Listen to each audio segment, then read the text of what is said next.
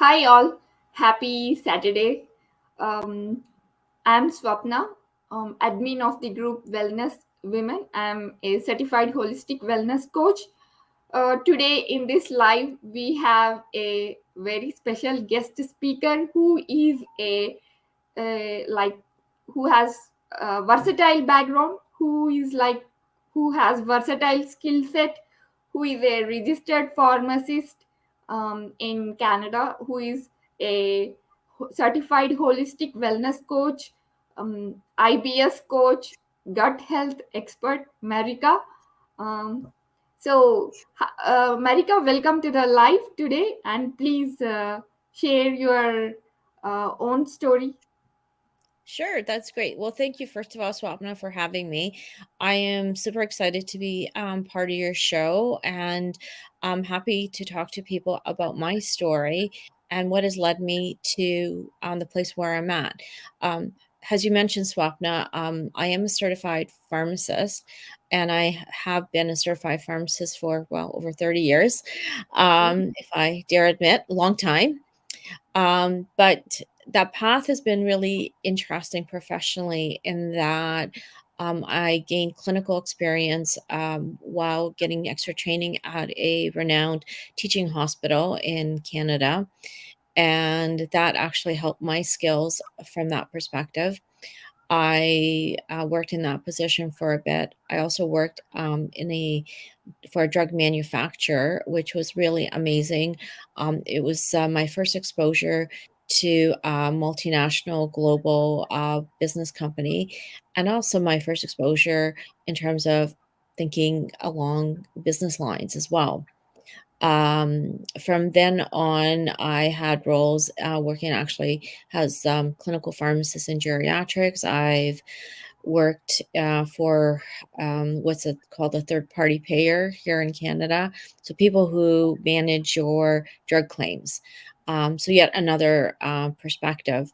And I went on to lead teams of people as a director of operations for two different companies. So I've held corporate roles, I've had roles where I'm fiscally responsible, in addition to being a pharmacist.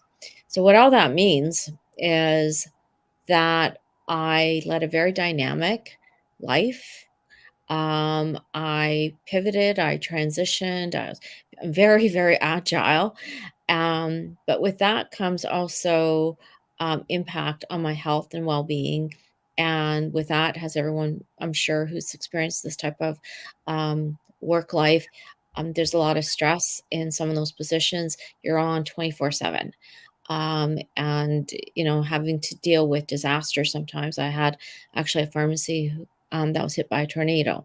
Yes, even in Canada. So that is a little bit of insight into the dynamics of the role and how it might have affected me. I was on the road a lot, like I was driving. I wasn't really eating, kind of important to get before we get to the other part of my story. And my life, my job came first, and a very dedicated person, dealt with a lot of pressures and stress, dealt with clients in another role as a director of operations. So there's so many different facets. I'm actually very happy with my career, but um, making a segue now to my gut health. So, as far as I can remember, I've always had not a great flowy gut. And I say that from the perspective that we normally think of, things work in our bodies the way we expect them to. And if you're tuned into this, you always have an interest in gut health. So, I'm going to talk about bowel movements and regularity and being regular. Wasn't always there.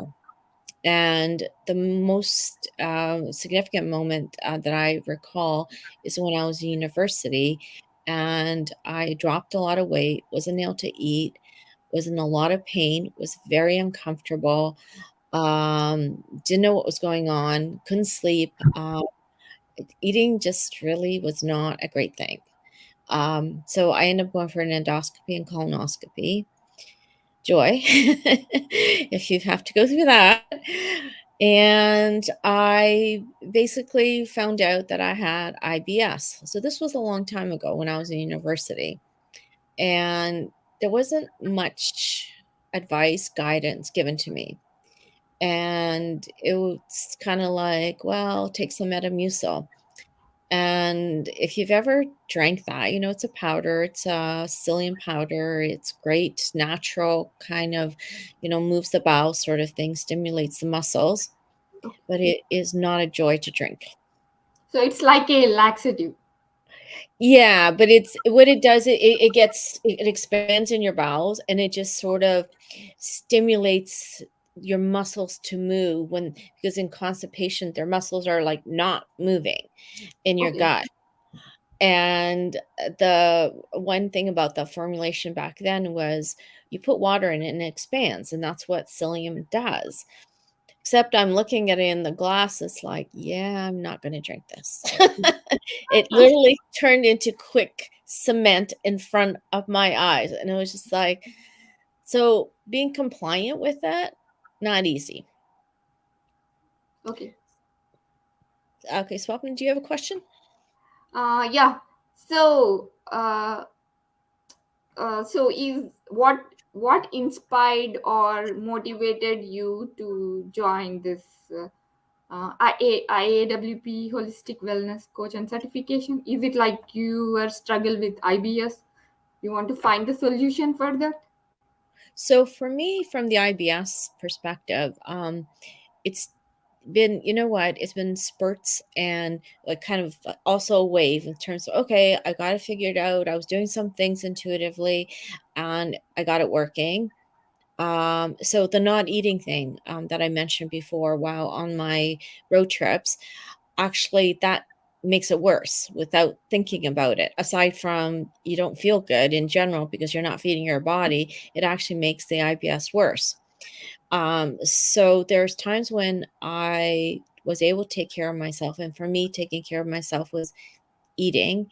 It was also exercise. For me, exercise really does a lot of good, and I see a great difference. Naturally stimulates the movement of the muscles. It improves blood flow and oxygenations, and does so many good things to your gut and your whole body. But when something changed and I had these demanding jobs where I just wasn't able to do it, or that's my perspective, I wasn't able to do it. I wasn't, it was worse. And so I found I was kind of on a bit of a roller coaster of, okay, sometimes it's good, sometimes it's not good. Um, and actually, one time, one interesting insight I did actually have was it got really uncomfortable, it got really bad, and I had to seek medication. I tried not to take medication, actually. I was taking medication that's supposed to stimulate the muscles. And, after a while, I'm like, I don't think this stuff is doing any good. And so, what's the point of me taking it? And so, there's one particular medication that helped to calm things down when I was in extreme pain. And when I talk about pain, sometimes when my gut was irritated, my whole body hurt. Like I could feel the pain radiating. It's awful.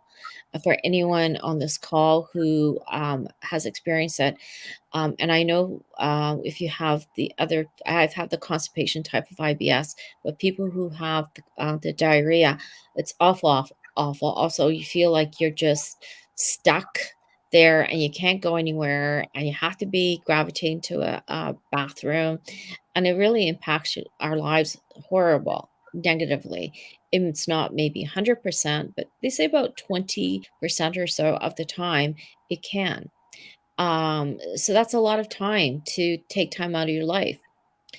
So the IBS, the work side, like I said, I've had an amazing run at my career and I loved it, but I sort of started to feel like I was like stagnating, not happy, can't like find the next challenge, next thing to do.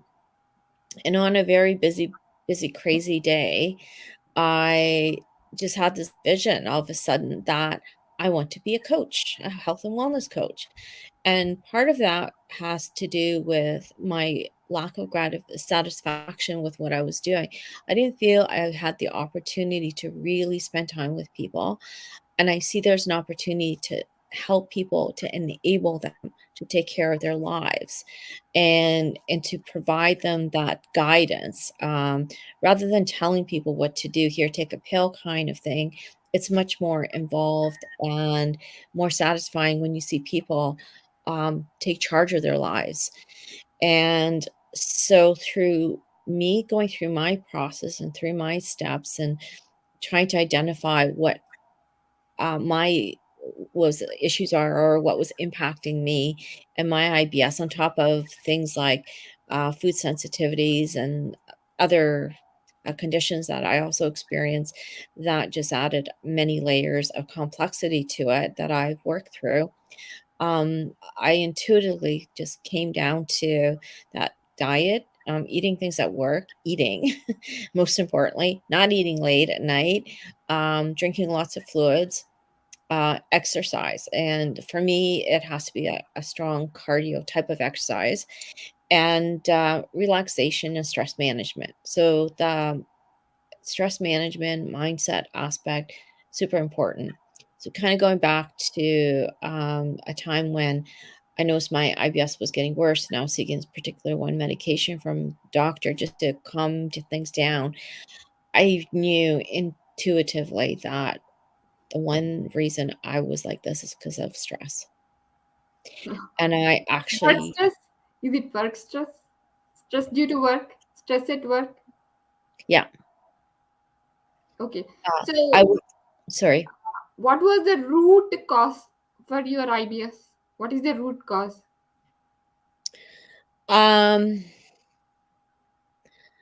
I think for me, I'm a very sort of responsible person, and the stress aspect was well, it was beginning of COVID, and I was working in pharmacy, Okay. and there was shortage of staff, and I was trying to do it all. Okay. And trying to do it all creates a lot of stress when you need a team to do things. And I think part of it too was really, I don't wanna be in this role anymore. And it's recognizing I'm not in a happy place. I did not have the same drive and desire to do the particular job that I had done once before, and I saw the difference.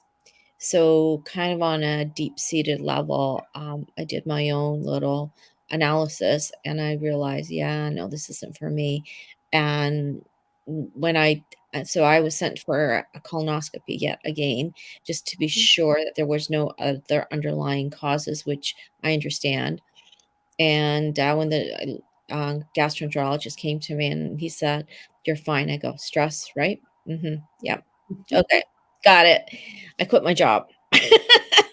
I started my course, I quit my job, and although I still work as a pharmacist, I work, um, in a level where I'm not managing, pharmacies. I'm happier in that role, and I'm doing a more balanced act of, um, doing the gut health and pursuing that, as well as keeping my pharmacist license for the time being. And although maybe not ideal work environment, I accept it, and that acceptance goes a long way in keeping me calm. So, I've changed a lot of things about myself, but the one thing that was really cool is when I changed one thing, and when I changed the one thing, everything else fell in place, and actually, it started with eating. So Okay. my Go So ahead. that one thing is your eating style? Is it you changed your eating style? Yeah. So, I always used to make work as an excuse that I can't eat because I'm too busy, whether I'm driving around or I'm working in a pharmacy, because we're on demand and on the go. And it was my mindset. And yet I kind of thought, yeah, but I don't feel good. And I notice at a certain time my energy starts to go, and I wasn't drinking water. So I focused on getting food in me.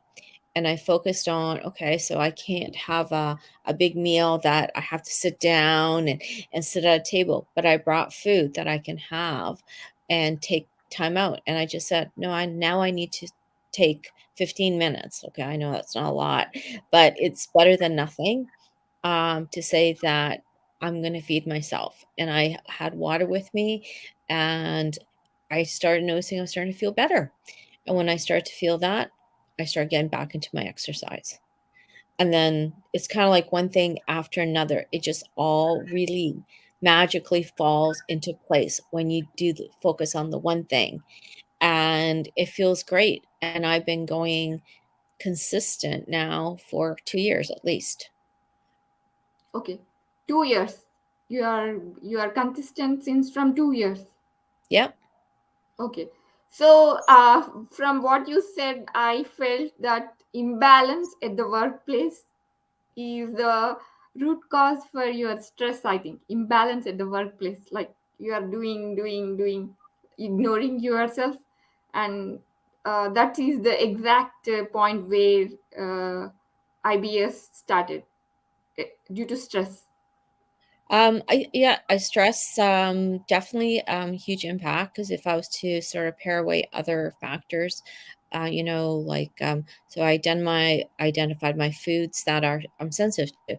Well, I've removed those, so that's fine. If I exercise, but if the stress is there and not taking the time to deal with that, that definitely makes it much worse. Okay. So, what are the foods you removed from your diet? I've gone through a lot of testing. I was first identified with lactose intolerant, so that was like milk, and that was challenging. Trying to figure all that out, and I was taking lactate pills, and I don't think I was ever successful at kind of the timing of it. And then time passed, and then again the symptoms and so forth, and I went through a lot of testing, and it was gluten, but it was dairy protein. Okay. Well, So did you remove the gluten also? yeah, Okay. Yeah. and it does make a difference. And I know there's different thoughts about the gluten. So one time by accident, I had some pasta that was full gluten. I did not realize that I picked the wrong container from my cupboard. I was so much in pain and so sick that it's like, okay, what happened here? And so it was actually an interesting little test for me. But I eat well. I eat no, non-gluten products. And there's a lot of great products out there, and I think that's the other challenge. Um, Eating out has actually been okay, because I can maneuver through a menu, and I've actually I was just on vacation, and it was actually so easy. Telling servers, like, you know what, I can't have these items. Can you do something different, or do you have recommendations? Easy. The challenging part is when you go to someone's house.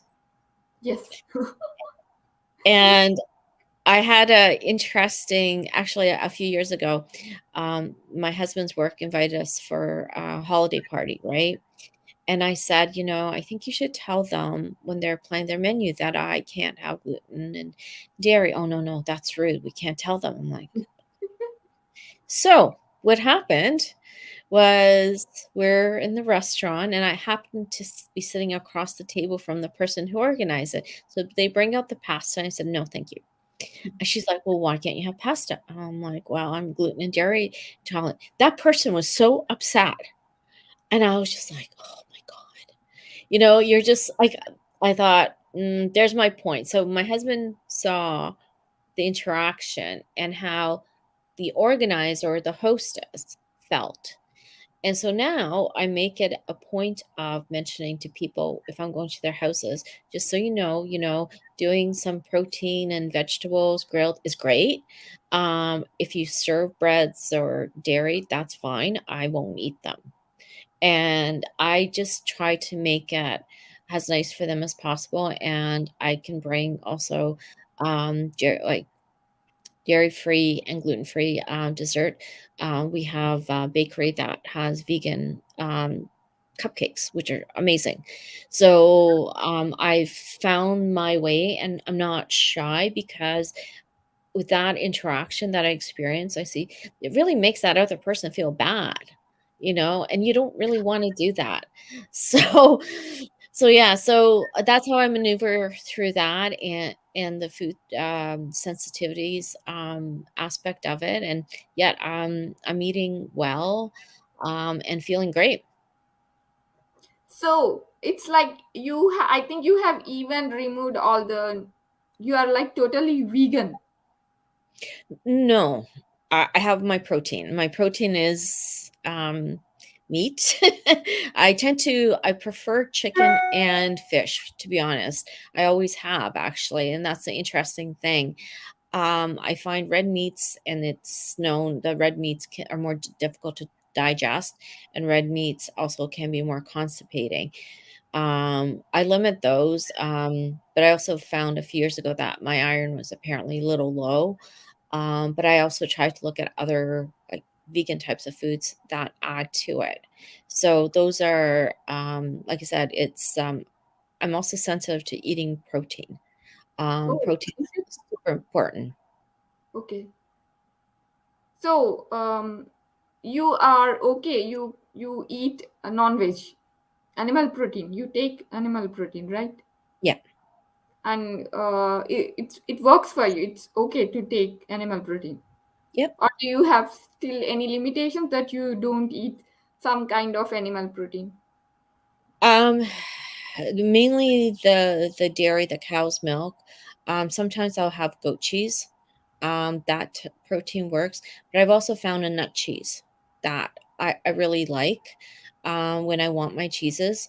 So, like I said, like the options that are out there in terms of palatability, and I think for me that's the other part. I'm very fussy, some people would say, and as a child I was, with what eat. So you can tell me it's good for me, but I'll say, "No, I gotta like it." So, that's where I understand and appreciate that what you're gonna be eating has to make you feel good inside, but you also have to like it. It has to Yeah. be palatable, and a lot of the, dairy-free, gluten-free products are amazing now. I have these great organic keto crackers that are with coconut and other nuts, and they're great. So, I think that way it's easier to eat, eliminating those items for me because the options are great. And I have a question that most of our viewers they are like they want to know more about this gluten-free diet. But generally, coming to grains, we don't have many options, right, for gluten-free. What do you suggest for gluten-free grains? Well, one of the things that I actually eat is gluten-free oatmeal. Oatmeal. But I Yeah. think even oats has the gluten, right? There's a brand, Bob's Red Mill, I believe it's called. I'm Okay. just hoping that I have the name correct off the top of my head. Yeah, And that's correct. I actually make these, breakfast, little, bites that are made with that, a banana, some, walnuts, and a little bit of dark chocolate, and, I find that to be very satisfying and doesn't bother me. Okay. So I've tried that's one thing I've tried. Um, I do still, like, I can have rice, you can have brown rice, and brown rice is really, really, really good and really nutty, flavorful. So Uh, do you don't see any like gluten thing in brown rice? no. No. Okay. So and what about so you're saying oats? You mean to say gluten-free oats? Yeah. Because we have again the oats with gluten and gluten-free oats in the market, right? Yep. Sprouted gluten-free oats. If you are going with normal oats, then it may have gluten. It So definitely does, yeah. What about quinoa? Quinoa is actually great substitute. I personally, when it comes to palatability, I've not been fond of quinoa cold. I like it hot. So has a nice side dish, and I've had pasta from quinoa. So So I if you have been reading that right few gluten specialists they are saying that even quinoa has gluten. So did you experience anything with quinoa, like any gluten kind of intolerance with quinoa? so it kind of goes back to people's sensitivities. So it Yeah. goes back to the individual and how sensitive you may be to things. And it also goes back to actually something I'm doing as part of my coaching program is helping to identify sensitivities. Um, and have a checklist and a chart of how to do that. So that's what that might go back to is how sensitive are you? So for example, if I have just trying to think, sometimes in a restaurant they'll say if I'm picking something, they say, well, that might be in the same oil, it has some fried glutinous fried foods. And I'm okay with that. My level of sensitivity is not that strong. Somebody else might be different. So Okay. that's the key, that's actually the key thing is understanding yourself Yeah. and your self-awareness. So you mean to say that even for gluten intolerance, there is a level for every individual, like Yes. Yeah. tolerance level. If they Yeah. are extremely sensitive to gluten, so even they have to remove all the grains. Yeah. Total, like you have to be very confident with the products and get to know the products. There's a lot of different suppliers out there. I started buying things at Whole Foods at one point, and then I've discovered sometimes my regular grocery store carries the same product. But I definitely had good faith in Whole Foods in finding products that work for me. Okay. So, yeah, I'm like, even I'm confused sometimes with this gluten because, yeah, some people say that quinoa is gluten free, but some coaches, they say that it has cross contamination. So again, there is a chance of gluten. That probably might have to go to who the supplier is, Yeah. right? Yeah, and that's what you would need to know and understand the labels. It is, kind of a long a little bit of work in identifying all these things for oneself, and I think, you've really prompted a key thought, with your questions. A lot has to do with self-awareness and understanding oneself. I find that I'm actually very quick to manage any possible outbreak of my IBS by acting on it very quickly and being aware of what's going on in my gut. So a few weeks ago, I tend to suffer from sinus infections. So I had to be on an antibiotic, and I know being on an antibiotic is going to be upsetting to the gut because it upsets the microbiomes, which are also really important. I routinely take probiotics, but I added more. And I also do take the Metamucil, which I talked about before that I didn't like, but I take it in a capsule form. And I take it in a capsule form because for me, it's easier to ingest. It's also more portable that if you're going on vacation, like when I went on vacation, I took it with me and it helped me just to negate any outbreak of my irritable bowel that way because and that's the cool thing, that's what's kept me going comfortably is I have my tools and I have my mechanisms for quickly identifying and also deep breathing. So you can imagine during COVID when you're working in a pharmacy, it was pretty stressful. I did a lot of deep breathing moments to just calm things down. Keep it calm. Calm mind equals calm gut. And so it's a lot of things that you need. The food part is huge because we need to eat, we need to maintain a level of nutrition. The hydration part also important, but it's the mindset, the exercise, and being self-aware of what's going on in your body. And that helps to catch things faster. So if I compare now to, I don't know, 10 years ago, when I was in a, say, director role and I was driving around all over the countryside, not eating, just going from one conference call to another, just keeping late nights and doing things like that. I wasn't really thinking about what was going on here. My mind was elsewhere. And I think it's possible to do both, because you have to be very structured and just like, have your downtime at night and maybe in the morning, just kind of like, okay, mental prep. Um, it's easier to manage your day. So those are some of the other aspects in terms of my personal tool case that I have that help balance everything out.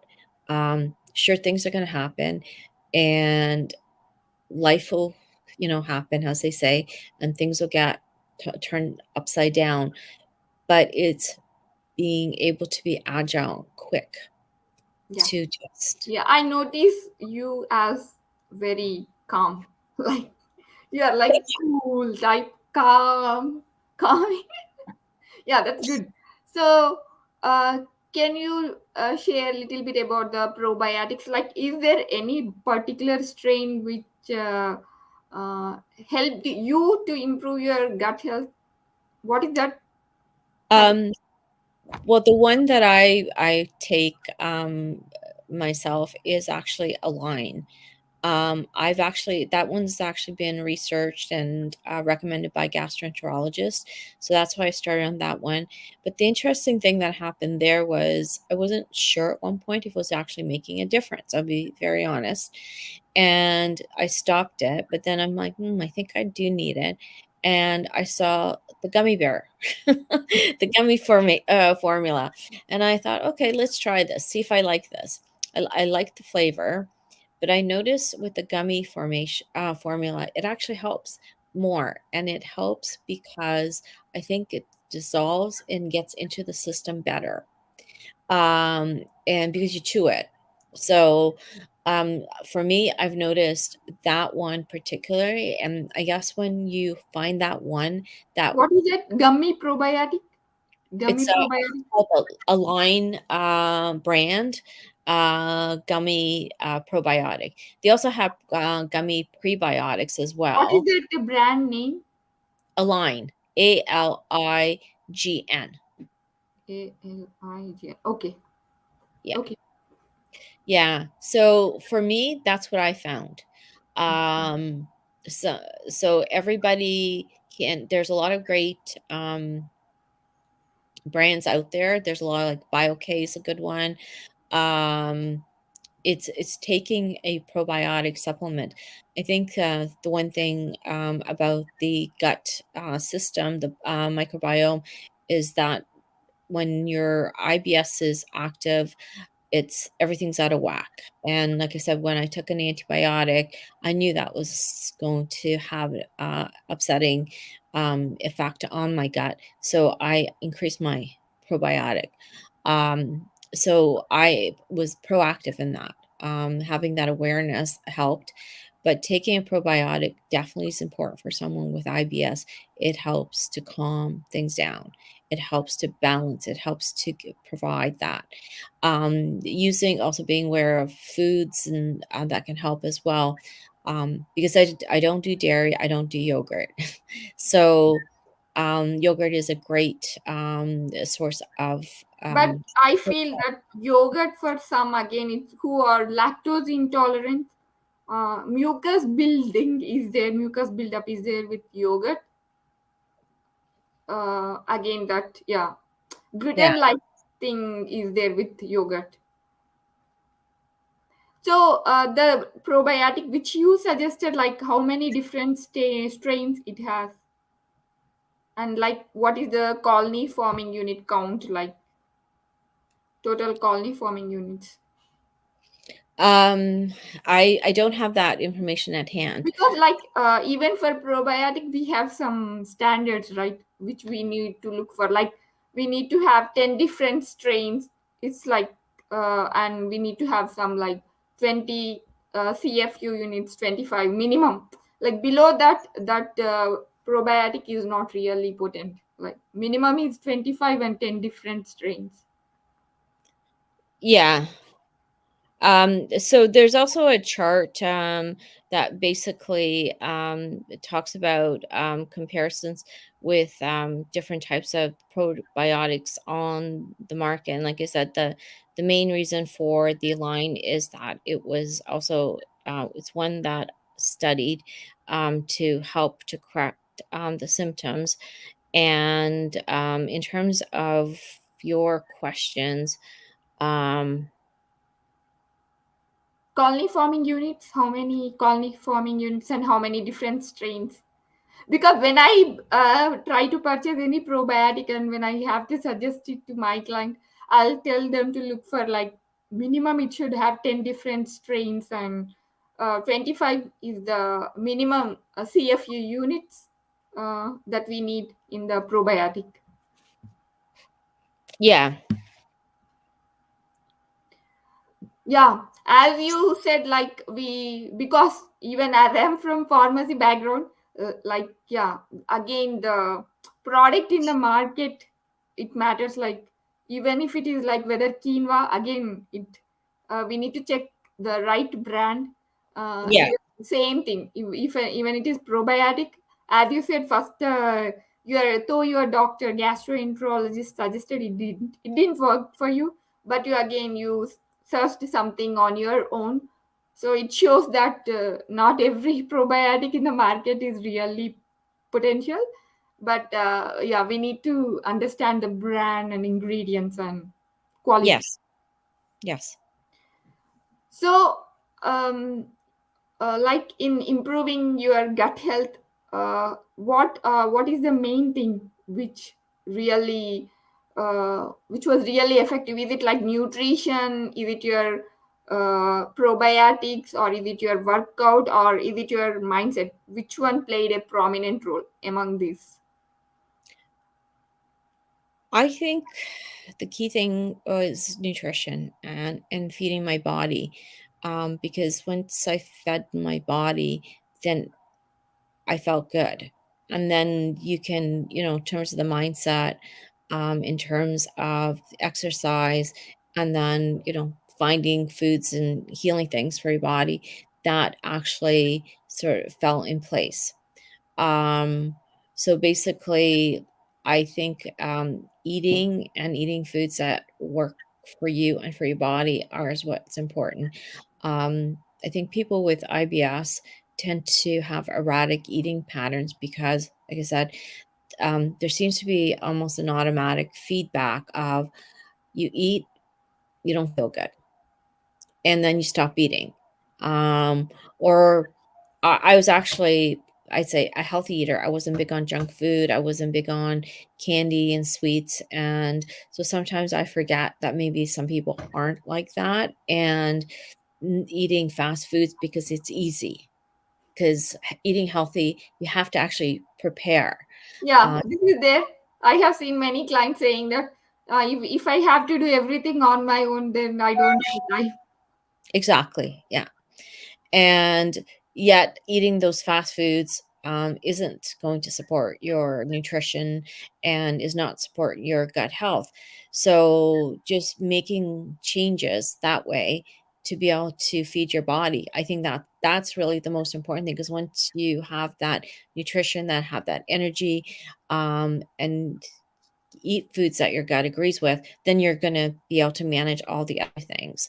When your mind is tired, you're not going to act well on that.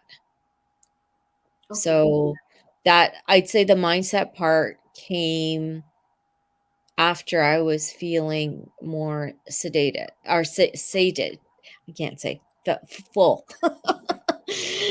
So I think that was the most important part for me, because I was a really bad eater.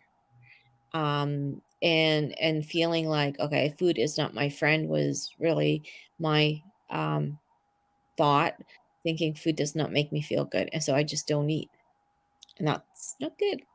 Yeah, most of them, even I was like that before becoming coach. Like, yeah, let's eat food and finish this work. I used to see even eating food as one work, one task which I had to finish. So to finish that, something, eating something. Yeah. So I read your article which was published.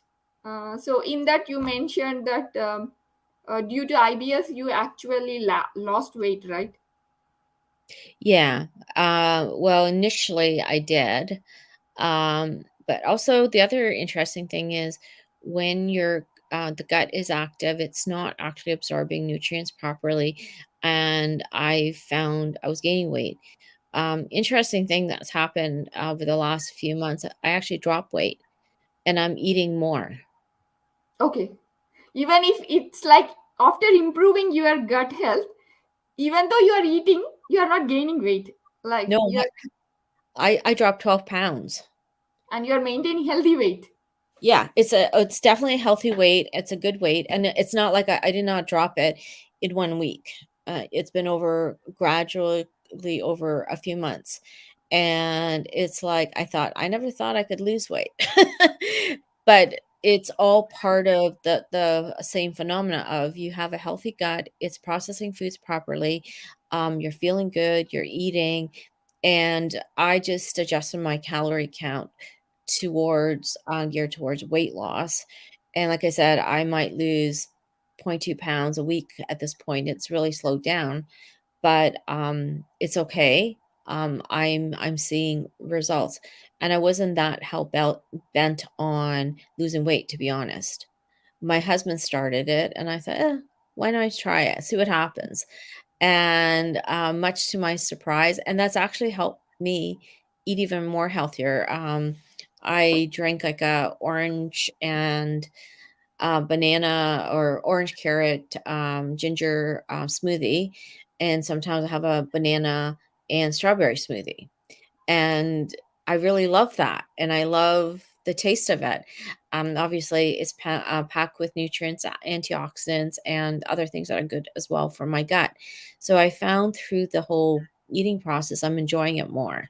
And I'm getting back to having more complex salads, which I've always liked to do. So I'm getting more creative, and the weight loss, okay, I'll be honest, it's an ego thing. It makes you feel good, you look good, right? You feel good about yourself. But when you have a full-blown IBS, you don't feel good about yourself.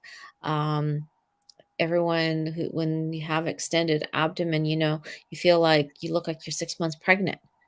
And then you have to have different wardrobe for that, and it's just yeah, it feels good. It's a good self-esteem point, feeling good, looking good. That helps.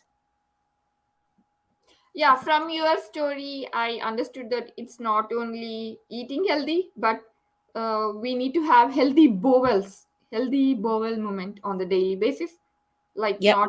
not having any constipation, because most of the people they are not focusing on this healthy bowel movements. Yeah, that is not good. So yeah, most of them are ignoring it, and that is like something very sensitive. We cannot even explain anyone or we cannot share it unless they share themselves.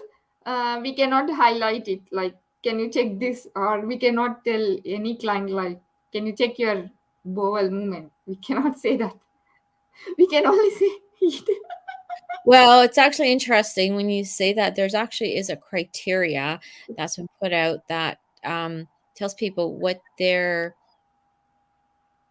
feces looks like, also tells you if it's a healthy. I to me, that's a bit of from the time I was diagnosed, that's a newer thing, because was a long time ago, and it's kind of interesting. I thought, well, yeah, if you're obviously having diarrhea, you're running to the bathroom, your stools are not formed, you're actually losing water, becoming dehydrated, and losing minerals. aside from talking about like, oh, this is uncomfortable and this is embarrassing to talk about, when you're not well, it's never embarrassing to talk about it. Yes. And with constipation, it's actually really uncomfortable in another way, because you're eating and things just like don't move. And then, you're expanding and you're just like, I don't understand this. What is happening? And, you know, okay, laxatives are okay to get things moving, but they're not a good all around all the time fix. Doing it more naturally is great. Yes, there are medications to help move the bowels. Like I said, I was on them, uh, but that's not the root cause. Like you mentioned that at the beginning, and the root cause of it. Imbalance of your workplace. You are like too much of work. Yes. So So you it have caused it caused it the stress and the digestion. It affected digestion. That due to stress, the blood circulation is going away from your gut. So it all caused the IBS. yeah. So using some of those measures temporarily is okay, just to help get people on track, but using long term has its negative effects as well. So the approach to where I think I've gone to, is more of a holistic approach with the diet, the exercise, the relaxation, sleep. Sleep was also another issue for me, when you're not feeling good. And I've definitely learned to put the phone away, not to, do the electronics late at night. And I also have a few other tools that I use that help me sleep. I need a dark room. So I have a mask. And sometimes I do a little bit of deep breathing at night and meditation also. That helps as well.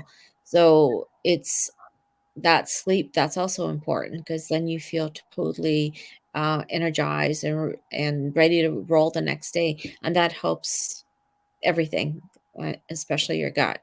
So that's another one but I don't believe I mentioned, but in our conversation, but that's also important to mention, has a rounded approach from a more holistic way. So when it comes to the medication, I understand all that, and I understand why sometimes, in a emergency type of situation, someone might want to use something.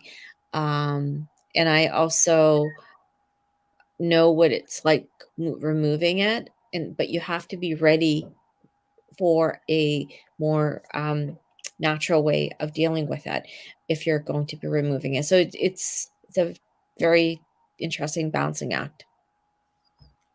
And then, like when you are struggling with IBS, what did you notice about your energy levels? Not good. Is it It was a catch-22, like a vicious circle. So you don't have good energy, not as productive, not as, effective at doing things.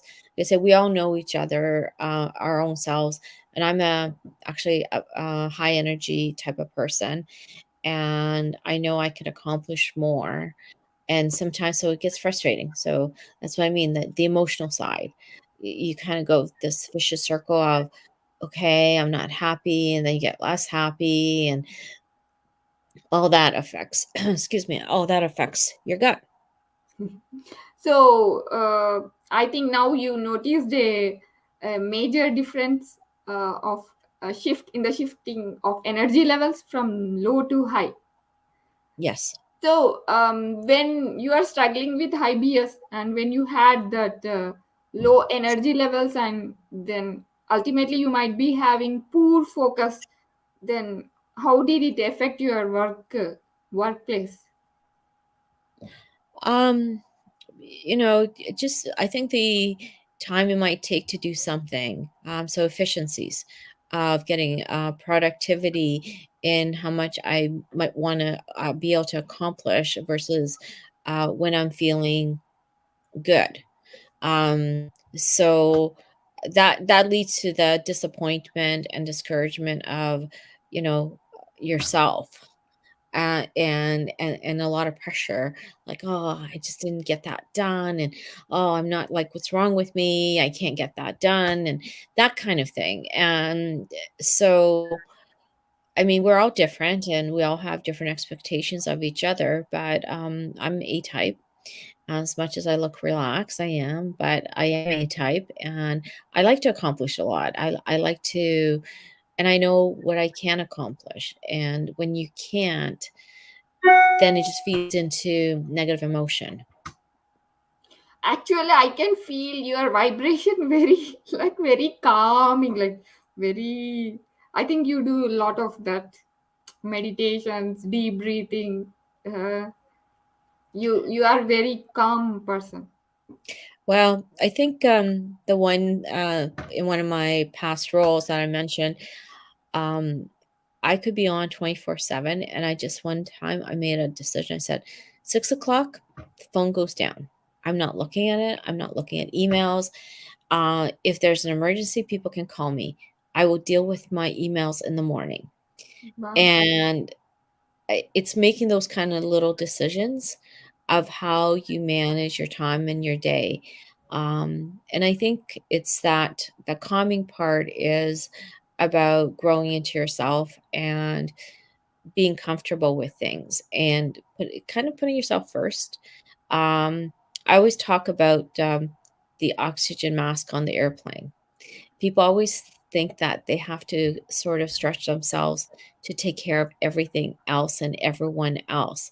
And I said, no, you're not going to take care of everything and everyone if you don't take care of yourself first. So, back to the airplane, the oxygen mask, they always say, if you're traveling with small children or people who aren't able to take care of themselves, you take care of yourself to take care of them. And I like that analogy. And that holds true for a lot of things in your in health and wellness. And for me, that's like with IBS, it's like, yeah, I got to stop this vicious cycle. I don't enjoy this. I don't enjoy the downtime. I don't enjoy having to say no to things because I'm not feeling good. I don't like not being productive. So yeah, I think it's that calm comes from acceptance and realization of who you are. So you are like this from long, like even previously before becoming a coach, you are like this calm, or now you are like this calm? I have had this calm. I think it's just become much more consistent. Um, because I like where my life is. Yeah. And it's just a that consistency in practicing the things that support you. And I think that's where it comes from.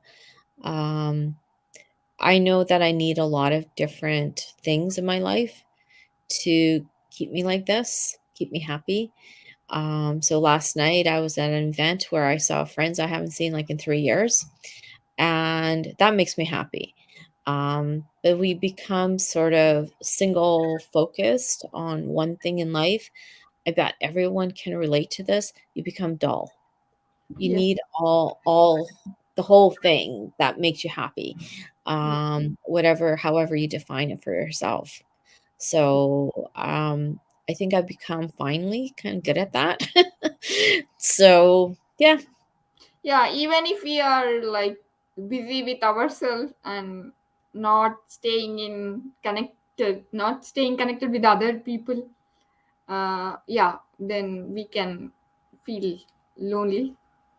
exactly. Yeah, And staying in like being surrounded by the people who can who empower us. I think that is important too. yeah, definitely, that human, touch, that human Mm. connectivity is part of what feeds us, and taking time for that, and like I said, um, work sometimes and during some phase of our lives, that's like, "Oh, gotta get this done, I don't have time, I don't have time to go, I can't, can't go out, and I have to work," and the answer is, "No, you need that time." I personally find if I have the elements that I need to keep me happy, I'm super much more productive and, like I said, more creative. So, taking that time out, or like I said, 6 o'clock, phone goes down. That's it.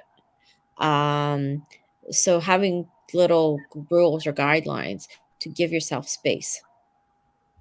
So you have set the personal boundaries, Yes. and Boundaries. you differentiate, you have drawn the uh, boundaries between the work life and personal life. Yep. So which was not there earlier. No, and, it's making the changes, I think, in my life, like, to get there as well, which isn't always, and I know that's not always easy and not always possible, but it's sometimes even within that, job, like creating your own guidelines and boundaries, um, it really made a difference. That little decisions like, "Yeah, you know what? I'm not gonna look at emails after 6 o'clock. They'll be there in the morning." So And that you were also like more of yes type previously, saying yes to everyone. Yep, Now, like you are started, you learn to say no, which exactly. gave you a new transformation. Yeah, that is the only one thing most of the coaches. Yeah, that is the one big difference before and after becoming coach.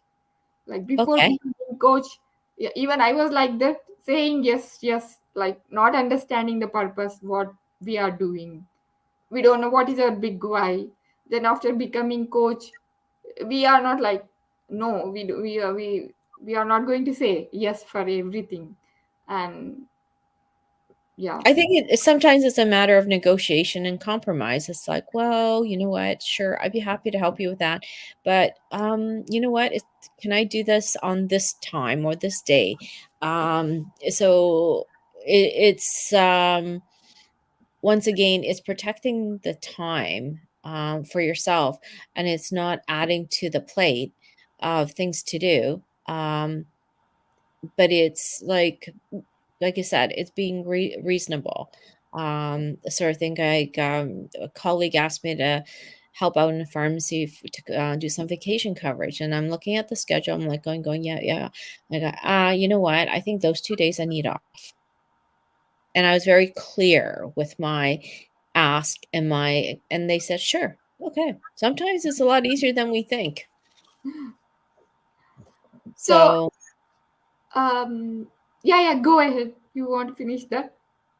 no, I'm just saying that it's kind of like a personal empowerment when you put yourself first. And oftentimes we read about investing in oneself, and that can mean so many different things. When we think about investing in oneself, oftentimes that's like, oh, spending money on something. Not always. It's investing in your personal time. So I have one prompt, journaling prompt question. So I decided to ask the speakers from now. So uh, when do you feel calm? When do you feel exactly at what time in a day you feel like calming, or after doing what? Wow, that's a really good question. uh Actually, it kind of depends. I find in the during the like if I'm going to work, it's in the morning after having like a good night's sleep, and I start my day off with a calm. It actually carries it throughout the day.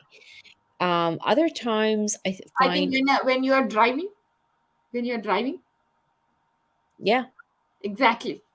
Because I noticed myself too, like when we are listening to someone, we are in a like calm. We are not thinking anything. no, and yeah, when everything's running smooth, and I find it's in the morning. It has to be in the morning because it really helps me throughout my day. And then other times it's actually after cooking. Yeah, while Uh, cooking. Cooking because I like to create, Yeah, and it for me that's a creative outlet. yeah. Even for me, that cooking thing is like creativity, and that is like refreshing ourselves, Yeah. yes, forgetting all other outside mess. And yeah, that is like a meditation. Yeah, it is because you just like totally like getting your mind off things and you're focusing on what you're preparing, you're focusing on the food, and it actually for me it just really calms me down. Yeah, even for me, after cooking, I feel like I have to take some rest. Yeah, and when we are spending time alone, we are calm mostly. When we are spending time alone with ourselves, then we are in a our state of mind is calm, Yes. Yes. because most of the time when we are surrounded by the people, even our mind is like chattering. It's like Mm, nice. continuous. Uh, Yes. it will not stop. When we are alone, then it will stop.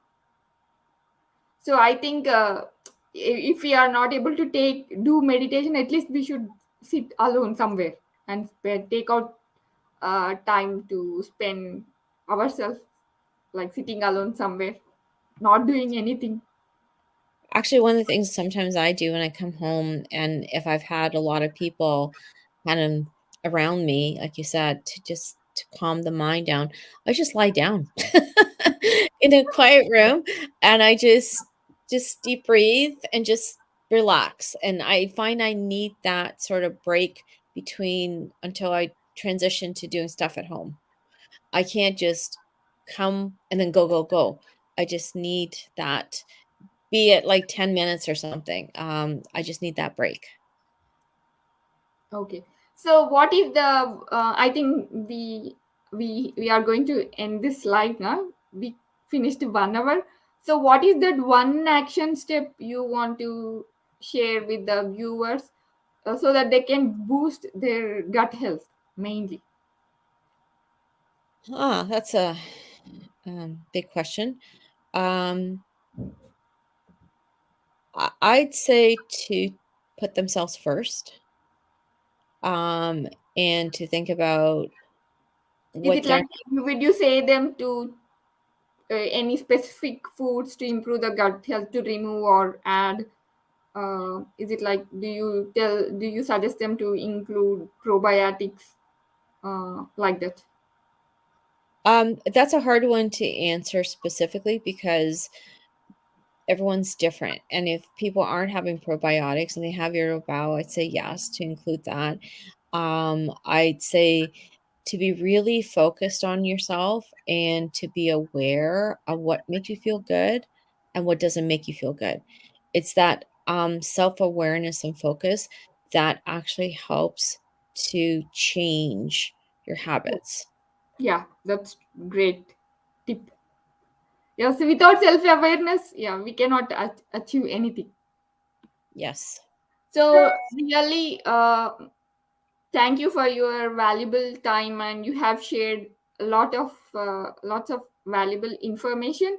And I can see that from your story, I have written some points. So I want everyone to watch this replay so that you will find some valuable information. Like she has explained clearly, like how IBS affects your daily life, and how work life imbalance will affect your gut health, and what are some tolerances like lactose intolerance or gluten sensitivity, and like lifestyle changes, mindset, some breathing techniques, like not breathing techniques, but she suggested to do some deep breathing, and good quality of night sleep.